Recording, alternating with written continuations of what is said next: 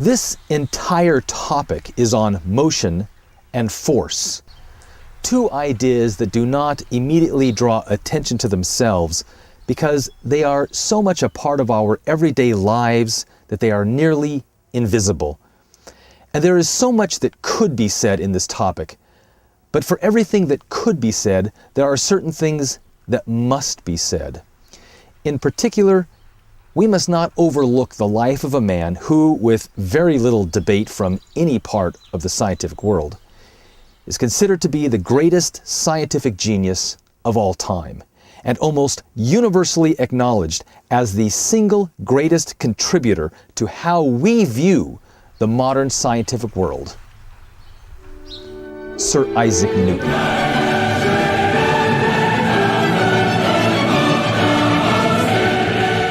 Among many other astonishing accomplishments, Newton is primarily known for his foundational work on the laws of gravity and the laws of motion. Ideas absolutely foundational to our understanding of the physical world, an understanding that put men on the moon and robots on Mars.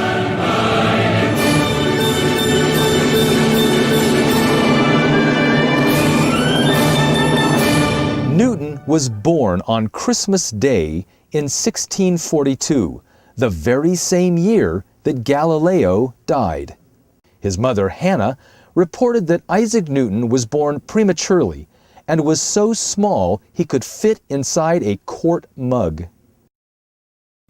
In his later years, Newton tried his hand at farming to make a living, but fortunately for us, he was a terrible farmer. By nearly all accounts, Isaac Newton found it difficult to fit into everyday life. He found the company of people uneasy. He was a fairly solitary man, and he was never married. He spent a fairly unremarkable time in college during the same year that Robert Boyle published The Skeptical Chemist. Newton was a British citizen, and he went to college at Trinity, near the city of London. Soon after attending college, the college was shut down, as another major outbreak of the Black Plague, bubonic plague, swept through London. But during those 2 years away from college, he developed his theories on calculus, optics, and early theories on gravitation. This is a fairly good picture of what Newton looked like in those early years. Most pictures make Newton look older than he actually was, as Newton developed premature white hair in his early 20s. And of course, there was always the wigs. Trinity reopened after the plague, and Newton returned to college. Newton eventually became a professor at Trinity College. And like all professors, he had an assistant who would help transcribe his notes and would serve him meals in between lectures. That Newton was fairly absent-minded is well known. His assistant actually wrote down his daily activities with Newton, which give us some insight into Newton's life.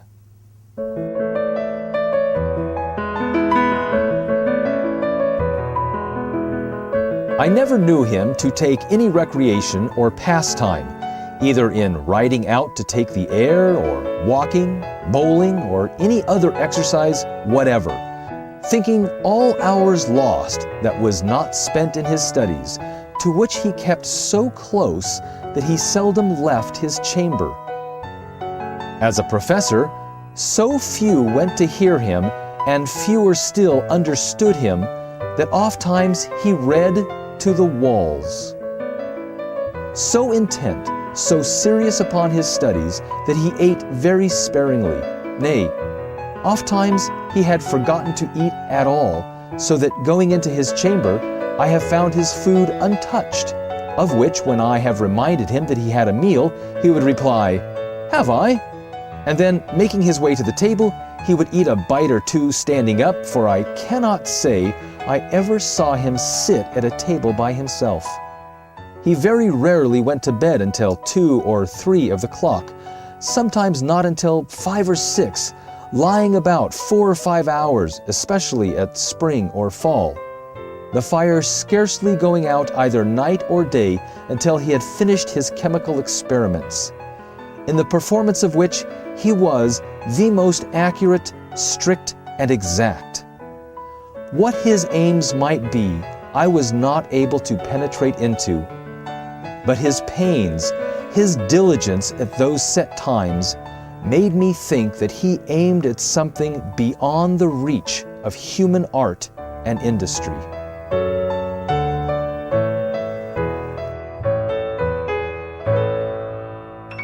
When he got up in the morning, it is said he would sometimes sit there for hours processing the sudden rush of ideas that would come into his head. He once stared at the sun for as long as he possibly could stand for the stated scientific purpose of just to see what would happen. Incredibly, his eyes survived, but he had to stay in a darkened room for days until his eyes recovered from the abuse. He was a devout Christian and a member of the Anglican Church of England, and he firmly believed that Jesus was the Son of God. But he seriously doubted if God was a Trinity. He was not very public about the particulars of his Christianity, leaving us to speculate on some of the details of his beliefs. He most certainly believed that the Bible was the Word of God, and he took the historical accounts as literal history. He read the Bible seriously and studied it far more than he studied science. He said that God governs all things and knows all that is or can be done. This belief motivated his desire to uncover how God engineered the cosmos. I have a fundamental belief in the Bible as the Word of God, written by men who were inspired. I study the Bible daily. As a mathematical genius, he took a special interest in prophecy and dates and even the measurements of Solomon's temple. He believed math and numbers were central to God's historic plan for mankind, even publishing his calculation that Christ died on April 3rd, AD 33. He predicted that the Jews would someday return to their homeland, and regarding his belief in the end of the world and the literal return of Christ to the earth, he calculated that it was unlikely to occur before the year 2060. He said, "This I mention not to assert when the time of the end shall be, but to put a stop to the rash conjectures of fanciful men who are frequently predicting the time of the end of the world, and by doing so, they bring the sacred prophecies into discredit as often as their predictions fail." At the age of 20, he compiled a list of 57 sins that he had committed before and after his time in college. Here are a few of Newton's confessions in his own words. Eating an apple in thy house. Making pies on Sunday night. I was peevish with my mother. For punching my sister. Peevish at Master Clark's for a piece of bread and butter. Not living according to my belief.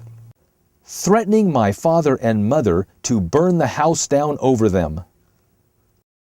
Fearing man above thee.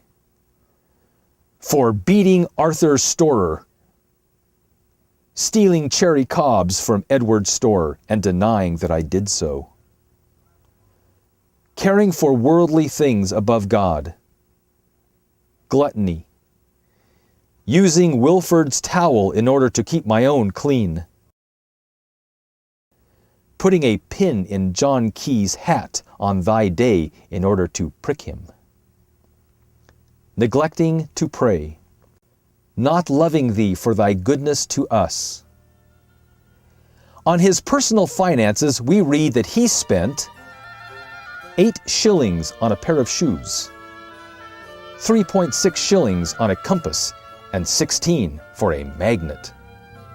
Loaned Wilford 1 shilling, Played cards and lost twice, costing 15 shillings. Notice, Isaac Newton lost at cards. 3 shillings to rebind my Bible. Did some work for 10 pounds. Gave 1 shilling for the poor. He was appointed as head over the London Mint in order to stop counterfeiters. He was also elected as a member of Parliament and served for a year. During that time, he spoke one and only one sentence when he asked a nearby usher if he would please close the window as it was causing a draft. He was capable of great generosity and kindness, and there is no lack of tributes to his friendliness and his hospitality, especially in his later years. A trunk full of previously unpublished papers belonging to Newton were auctioned off at Sotheby's auction house in 1936. The excited new owner brought them to his home, and after 6 years of deciphering and reading, he found that these letters contained not a treasure trove of secret mathematical formulas or new insights into physics, but were almost entirely devoted to his writings about the Bible and the Christian life, plus thousands of notes regarding his experiments on and his preoccupation with alchemy, a practice normally associated with trying to turn base metals into precious metals.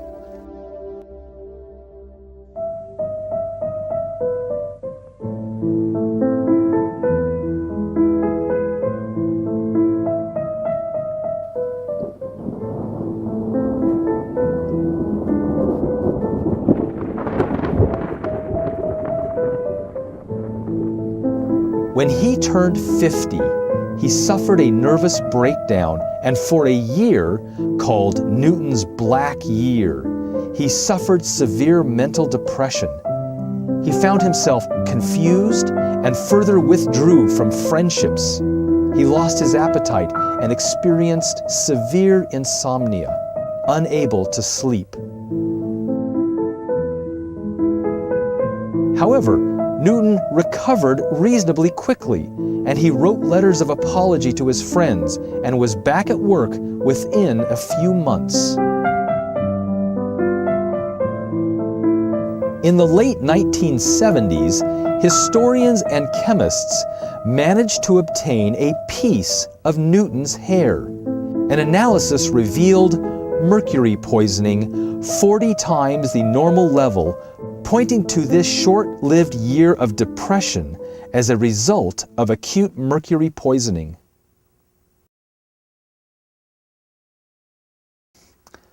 Some of the accounts of Newton's life tend to remind us of the highly eccentric scientific genius Henry Cavendish, who lived a century later. Cavendish also found the company of people very difficult. Likewise, he never married. He was also fascinated with the laws of gravity. It is completely possible that both men had Asperger's syndrome. Asperger's syndrome is characterized by difficulties in social interactions, often being highly focused in one area of intense interest. People with Asperger's syndrome are often very smart in certain areas of life, possibly as a result of their intense focus and the different way that they tend to see the world. Some diagnose Asperger's as a highly functioning type of autism.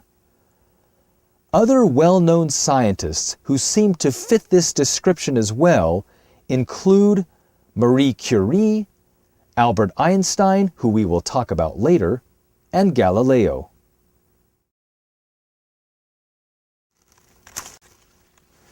What about the apple incident? Nearly everyone has heard the account of how Isaac Newton was sitting under a tree and was hit on the head by an apple, and this led to his theory of gravitation. Apparently, much of this story is true, very much like Benjamin Franklin's kite incident. Although no account records Newton actually being hit on the head by an apple, one of his closest friends was the scientist William Stuckley. Here is his first-hand account of the entire incident. We went into the garden and drank tea under the shade of some apple trees, only he and myself, when, as before, the notion of gravitation came into his mind. After seeing the fall of an apple, he said, "Why should that apple always descend perpendicularly to the ground? Why should it not go sideways or upwards, but constantly to the Earth's center? Assuredly, the reason is that the Earth draws it. There must be a drawing power in matter, and the sum of the drawing power in the matter of the Earth must be in the Earth's center. If matter thus draws matter, it must be in proportion of its quantity. Therefore, the apple also draws the Earth, as well as the Earth draws the apple." An additional account has Newton considering how far from the Earth gravity would reach if it reaches to the falling apple. "Why not as high as the moon?" said he to himself, "and if so, that must influence her motion and perhaps retain her in her orbit." Whereupon he fell a calculating what would be the effect of that supposition.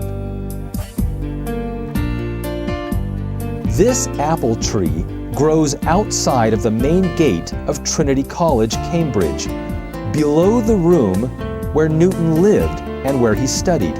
The college claims that it is a descendant from the tree described by Newton's friend. Within 2 decades, he had the entire theory of universal gravity completely worked out. Most of Newton's discoveries were made before he was 30. Newton was frustrated by the limitations of the mathematics of his day, and so he invented an entirely new one called calculus. In typical Newton fashion, he used it to work out his own calculations, but he did not announce his invention to the rest of the scientific community for nearly 30 years.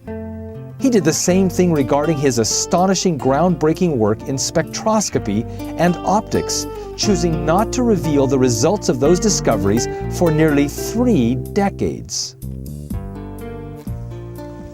The scientific genius Robert Hooke was a lifelong antagonist against Newton, and they strongly disagreed on many issues. They disagreed on gravity, they disagreed on the nature of light, and on color, and on optics, and on and on. They could both be easily angered, and both could hold a grudge. It is probably true that Hooke could outdo Newton when it came to having a fairly cynical and unpleasant personality. Really, Robert Hooke was his own worst enemy. But it's also true that Hooke was a scientific genius.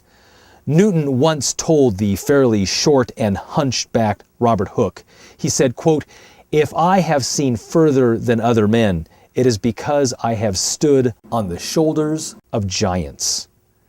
It is completely possible that one of those giants was Robert Hooke himself. This painting of Robert Hooke was actually made based only on written descriptions of him. The only known portrait of Hooke was somehow lost when the Royal Society moved its headquarters. Hooke was curious about everything and dabbled in it all. But Newton would work on one project relentlessly until he completely defeated it. Tenacity plus brilliance equals Isaac Newton. Many people wanted a meeting with Sir Isaac Newton, as you can imagine, but one meeting in particular was instrumental in changing the life of Newton and the scientific world.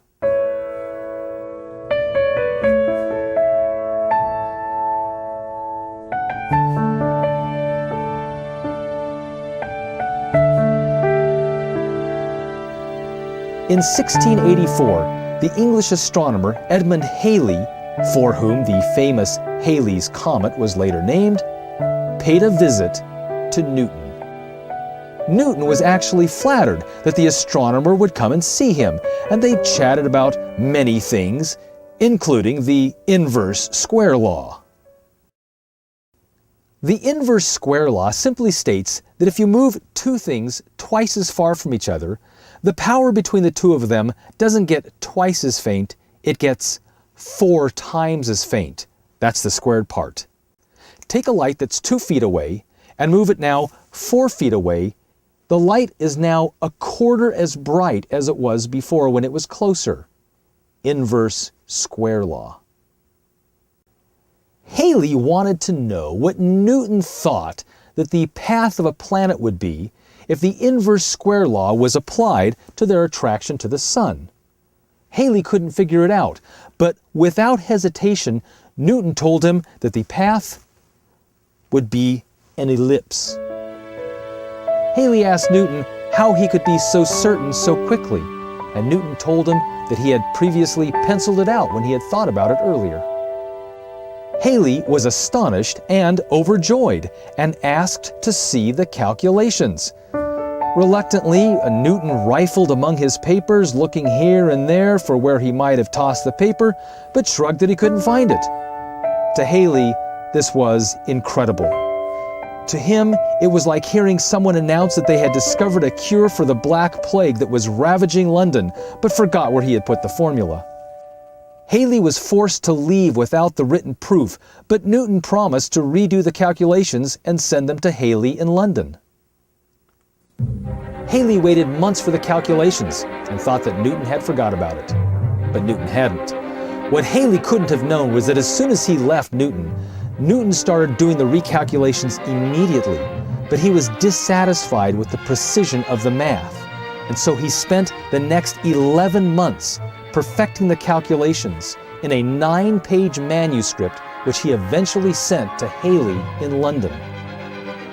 Halley couldn't believe what he was holding in his hands, the mathematical equations of how the planets work. He immediately returned to Cambridge and pressed Newton to publish the paper for the Royal Society and for everyone to read. Newton agreed, but he told Halley, "Now that I am upon this subject, I would gladly know the bottom of it before I publish my papers." To Newton, this 9-page manuscript was merely the seed to what would become his masterpiece, possibly the greatest scientific book ever written. After an additional 18 months of intense scientific work, Newton presented to the Royal Society his masterpiece, the first third of the illustrious work, written in Latin, of course. Now, Newton was English, and he spoke English, but if you were going to write a scientific piece in his day, you wrote it in Latin. He titled it the Philosophiae Naturalis Principia Mathematica, or in English, the Mathematical Principles of Natural Philosophy, better known simply as the Principia. Although you might hear it mispronounced sometimes as Principia, the true pronunciation really is Principia. The Principia has been called one of the most difficult and inaccessible books ever written. It was not an easy book to read in Newton's day, nor is it easy today. After it was published, a story says that as a student passed by Newton one day on the street, he remarked, "There goes the man that wrote a book neither he nor anybody else understands." But it made Newton instantly famous forever. Even one of his great scientific rivals, Gottfried Leibniz, who wasn't at all fond of Newton and who had a long, bitter fight over who invented calculus first, said that Newton's contributions to mathematics was greater than all the work that had gone before him combined. It seems like such an odd title to us, the Mathematical Principles of Natural Philosophy, like the book should have been titled The Mathematical Principles of Physics. But that is what the book's title is, because the words science and physics would not show up as we use them for another century. In Newton's day, they used the word natural philosophy instead. The mathematical principles of physics, the Principia, is universally regarded even today as the most important work in the history of science.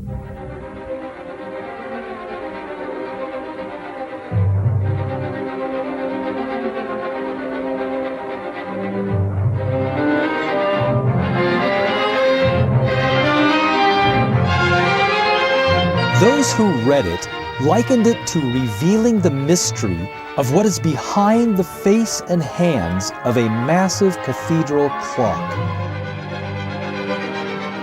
Peering behind, we discover the most exquisite and intricate workings of massive gears, pendulums swinging, all keeping perfect, orderly, predictable time, clicking into place with mathematical precision, following laws that bind each particle of matter to every other particle, an order that forever shuts the gate to disorder, chaos, and chance. A cosmic machine that revealed the signature of a divine designer.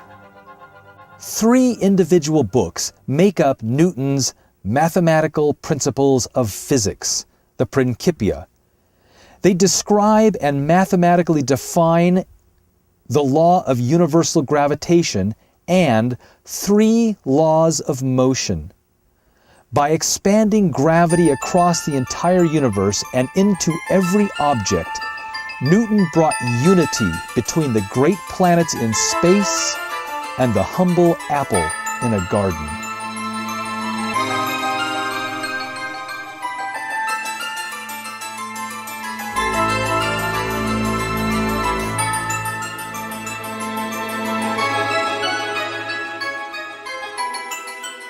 Sir Isaac Newton died on March 20th, 1727, at the age of 84, and was buried in Westminster Abbey. His funeral, attended by all of England's greatest figures, and as a contemporary noted, was a funeral fit for a king. In an age before the invention of photography, making a wax or plaster mask of the deceased was a fairly common practice. Immediately after Newton died, the artist Michael Rysbrack made a casting of Newton's face to preserve, as close as possible, his exact likeness for use in future sculptures, and so future generations could see, as near as possible, what the man looked like. The original wax mask is owned by the Royal Society in London. His fame only grew with his death.